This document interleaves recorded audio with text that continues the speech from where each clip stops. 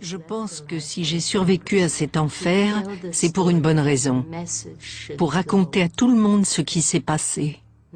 Pas simplement pour garder en mémoire les victimes de ce génocide, mais surtout pour s'assurer que ça n'arrive plus jamais.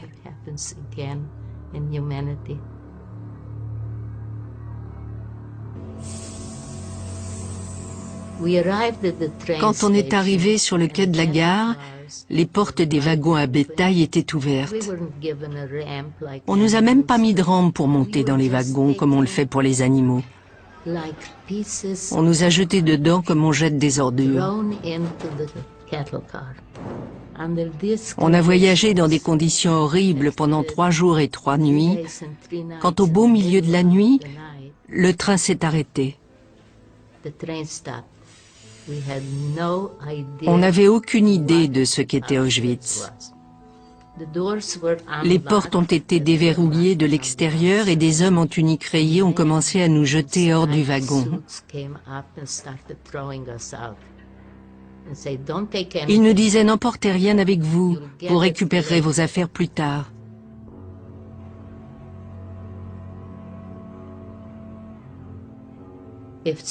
Si quelqu'un tombait, on n'avait pas le droit de l'aider à se relever. Si un enfant tombait, il fallait continuer à avancer. Et puis ils ont commencé à crier, les femmes et les enfants d'un côté et les hommes de l'autre. Faites 5 rangées. Maintenant courez. Plus vite que ça. Tout ça accompagné de hurlements, de coups de bâton, de coups de feu et de chiens.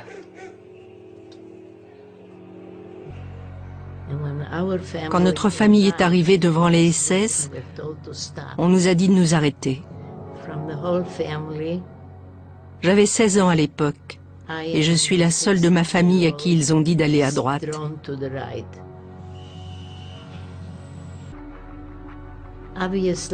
Apparemment, je devais sembler assez robuste pour travailler. C'est la toute dernière fois que j'ai vu ma famille.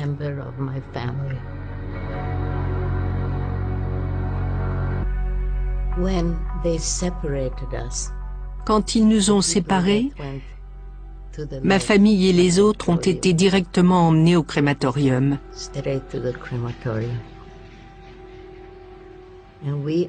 Moi, j'ai suivi les autres vers le sauna. Là-bas, on nous a dit de nous déshabiller, puis de marcher jusqu'à la pièce suivante. Dans cette pièce, il y avait toute une rangée de petits tabourets alignés contre le mur. On nous a ordonné de nous asseoir face au mur. Puis ils sont venus derrière nous et ils ont commencé à nous raser la tête et toutes les parties de notre corps. On est restés là, comme des moutons tondus.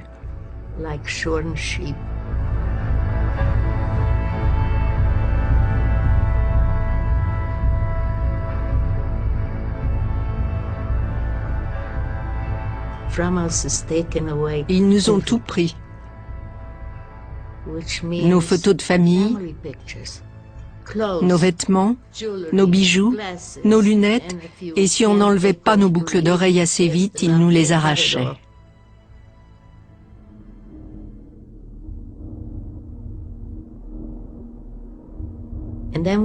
Quand on est sorti de là, on s'est regardé et on ne s'est pas reconnu. Personne ne reconnaissait plus personne, même entre sœurs. On portait toutes des robes grises.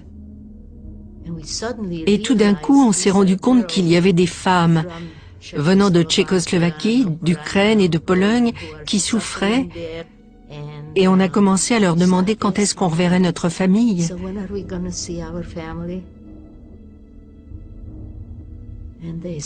Elles nous ont répondu, « Stupide Hongroise, vous ne savez pas où on est? Vous ne savez pas qu'on est à Auschwitz? Vous ne savez pas ce qu'est Auschwitz? Vous ne voyez pas les cheminées? Vous ne voyez pas le feu qui en sort? C'est là qu'ils sont en train de brûler votre famille. » On était glacés d'horreur, en état de choc. On ne pouvait pas y croire.